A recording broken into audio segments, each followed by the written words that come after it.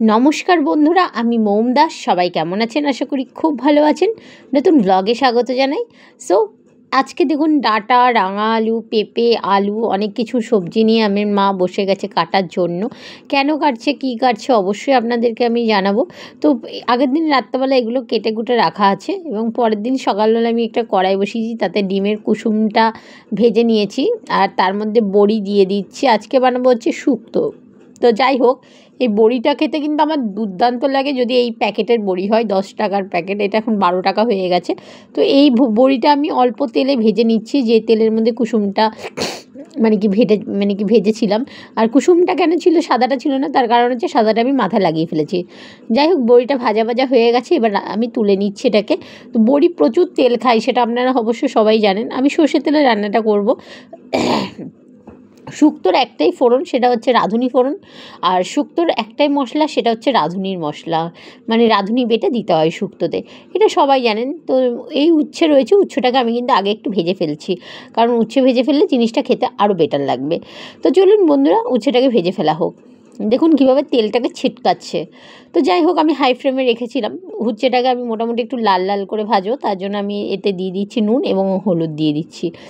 চলুন একটু লাল লাল করে ভেজে নিই। এতে কিন্তু আমি কোনো রকম লঙ্কা এবং পেঁয়াজ কিছু অ্যাড করব না, কারণ যেহেতু শুক্তো বানাচ্ছি। তো যাই হোক, এবার আসুন মশলাটা একটু পিষে নেওয়া যাক। উচ্ছে ভাজা হতে হতে আমি এখানে দিয়ে দিচ্ছি রাঁধুনি। এই দেখুন, এক মুঠো রাঁধুনি আমি এর মধ্যে দিয়ে দিচ্ছি, কারণ রাঁধুনিটাই কিন্তু শুক্তোর মশলা। আর এর মধ্যে আমি একটু এই যে রাঁধুনিটা দিয়ে দিলাম। তো এই রাঁধুনিটার কি আমি এখন ব্লেন্ড করব, তার জন্য আমি নিয়ে নিচ্ছি আদার টুকরো, দেব হচ্ছে এর মধ্যে একটু হলুদ গুঁড়ো, দেব হচ্ছে লবণ। কারণ এটাই কিন্তু আমি ওখানে মশলাটাই অ্যাড করব, কেননা এইটাই যা দেওয়ার এটার মধ্যেই লবণ দিচ্ছি, হলুদ দিচ্ছি, যা অ্যাড করার এখানেই করব। ততক্ষণে দেখলাম উচ্ছেটা হয়ে এসছে, প্রায় অনেকটা লালচে লালচে হয়ে গেছে। ওই যে সব কিছুতে জল ঢালতে আমি খুব পছন্দ করি, আপনারা তো জানেনই। তার জন্য একটু জলটা ঢেলে পুকুর বানিয়ে দিলাম। তা এবার পুকুর বানানোর পরে দেখুন এই অবস্থা হয়ে আছে।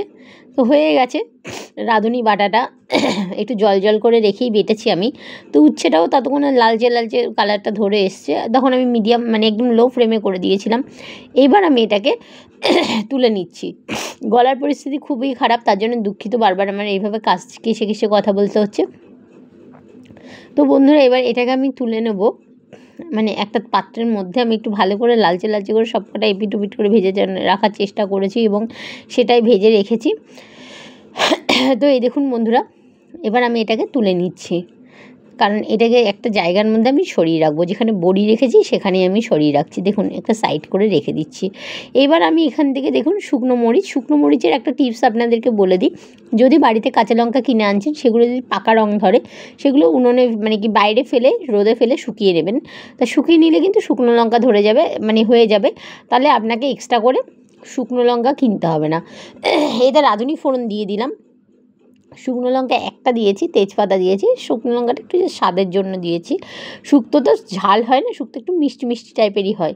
তো যাই হোক, তো আমি দিয়েছি স্বাদের জন্য, আপনারা চাইলে স্কিপ করতে পারেন শুকনো লঙ্কাটাকে। এবার চলুন যে সবজিগুলো আছে সবজিগুলোকে একসঙ্গে ভেজে নেওয়া হোক। দিয়ে দিচ্ছি পেঁপে, আলু, রাঙা আলু, সমস্তটা দিয়ে দিচ্ছি। ডাঁটাটা কিন্তু আমি এক্ষুনি দেবো না। তো বন্ধুরা দেখতেই পাচ্ছেন, একে একে আমি সব দিচ্ছি এবং নাড়তে থাকছি। এইটা কিন্তু আমি পুরোপুরি সর্ষের তেলেই রান্না করছি, আমি কিন্তু আদার্স কোনো তেল ইউজ করছি না। তো এই দেখুন দিয়ে দিয়েছি এবং এটাকে কিন্তু আমি নাড়াচাড়া করব। শুক্তোতে আমি কাঁচকলা দিইনি, কারণ কাঁচকলা আমার বাড়িতে ছিল না, সেই কারণে দেওয়া হয়নি। আর এই দেখুন এর মধ্যে কিন্তু কোনো রকম আমি টমেটো ইউজ করছি না। একটু কড়াইশুঁটি ছিল, কড়াইশুঁটিটা আমার মনে হলো দিয়ে দিই, তাই জন্য দিয়ে দিয়েছি। যাই হোক বন্ধুরা, আমি এখন এই যে বেগুন কেটে রেখেছিলাম, বেগুনটাও কিন্তু আমি দিয়ে দিচ্ছি। বেগুনটা দিলেও খেতে ভালো হয়। তখন আমার ফ্লেমটা কিন্তু গ্যাসের ফ্লেম হাই ফ্লেমেই ছিল এবং হাই ফ্লেমেই ভাজা হচ্ছিল। তো বন্ধুরা, এবার আমি এটাকে দিয়েছি এবং ভালো করে একটু নাড়ি চাড়িয়ে নিচ্ছি। মশলাটাকে একটু মশলাটার যে ফ্লেভারটা আছে ওটা তো এই সবজিটার সঙ্গে মিশতে হবে, সেই জন্য আমাকে একটু ভাজতে হচ্ছে, সময় লাগছে। তো যাই হোক, আমরা ভালো করে ভাজা ভাজা করে নিচ্ছি। এই কালারটা ঠিক এসে গেছে বন্ধুরা। তো আমাদেরকে কি করতে হবে, এবার যখনই এই ভাজা ভাজার পরে এই কালারটা এসছে, তখন একটু ডাঁটাটা দিয়ে দিতে হবে। ডাঁটাটা কিন্তু খুবই নরম, খুবই নরম, মানে এতটাই নরম বলার মতন নয়। শুকনো লঙ্কাটা পড়েই গেল, কারণ শুকনো লঙ্কাটা থাকতেই চাইছে না এখানে, কারণ ও বুঝে গেছে এটা ওর জায়গা নয়। আমি রাঁধুনির মশলাটা দিয়ে দিচ্ছি। রাঁধুনির মশলাটা দিয়ে দেওয়ার পরে, মানে যেটা বেটে রেখেছিলাম সেটা দেওয়ার পরে কিন্তু দেখুন ওটার থেকেই কিন্তু জলটা নেবে, এবং হলুদ, লবণ এটা কিন্তু এর সঙ্গে অ্যাড হচ্ছে। আমি কিন্তু কোনো রকম লবণ ইউজ করিনি এখনও অবধি। তো আমার যদি আপনাদের কারণ মনে হয় যে না লবণ আপনারা আলাদাভাবে দেবেন না, আলাদাভাবে দেবেন, দিতে পারেন। আমি মিক্সি ধোয়া জলটা দিয়ে দিয়েছি, এবং এটা ঢাকা দিয়ে আমাকে একটু ওয়েট করতে হবে। তো আমি এখনও ঢাকা দিইনি, তখন আমি মানে নেড়ে চেড়ে যাচ্ছিলাম যাতে করে ব্যাপারটা একটুখানি ঠিকঠাক থাকে। তো বন্ধুরা, ওই দেখুন এই কালারটা এসে গেছে, সেই জলেই কিন্তু হচ্ছে। এবং এর মধ্যে আমি দিয়ে দিয়েছি 10 টাকা দামের একটা দুধের প্যাকেট নিয়ে। আর আমি কিন্তু এই দুধের প্যাকেটটা ধোয়ার জলটাও কিন্তু আমি এর মধ্যে দিয়েছি, কারণ এটা যদি দেন আপনারা, তাহলে দুধ দিয়েও আপনারা সেদ্ধ করতে পারেন, এবং সেদ্ধ কিছুটা করে তারপর দুধ দিয়েও বাকিটা সেদ্ধ করে নিতে পারেন, তাতে করে কোনো অসুবিধা নেই। এই দেখুন আমি সেই পুকুর বানিয়ে ফেলেছি। তো এবার বড়ি যেহেতু জল খাই, সেই জন্য বড়িটা আগের থেকে দিয়ে দিলাম, মানে নামানোর আগে আগে একটু বড়িটা দেবেন, তো তাতে করে না বড়িটা শক্ত শক্ত থাকে। যদি ভিডিওটা ভালো লাগে আপনাদের অবশ্যই লাইক কমেন্ট শেয়ার করতে ভুলবেন না। ইউটিউব থেকে দেখলে অবশ্যই মোম দাস সাবস্ক্রাইব করতে ভুলবেন না, আর ফেসবুক পেজ থেকে দেখলে অবশ্যই মোম দাস সাপোর্ট করবেন, এটা আমার নিউ পেজ। সো বন্ধুরা, ভিডিওটা ভালো লাগলে অবশ্যই শেয়ার করুন, আবারও বলছি। সো একবার রেসিপিটা ট্রাই করুন, গরম পড়তে পড়তে আমিও ট্রাই করে নিয়েছি, আপনারাও ট্রাই করুন। দিয়ে দিলাম একটু উচ্ছে ভাজাটা, তা ট্রাই করলে আশা করি আপনারা বুঝতে পারবেন যে রেসিপিটা খুবই খুবই খুবই খুবই ভালো। তো যাই হোক, আমার শুক্তো তো প্রায় রেডি হয়ে গেল, চলুন খেতে বসে যাই আপনারা।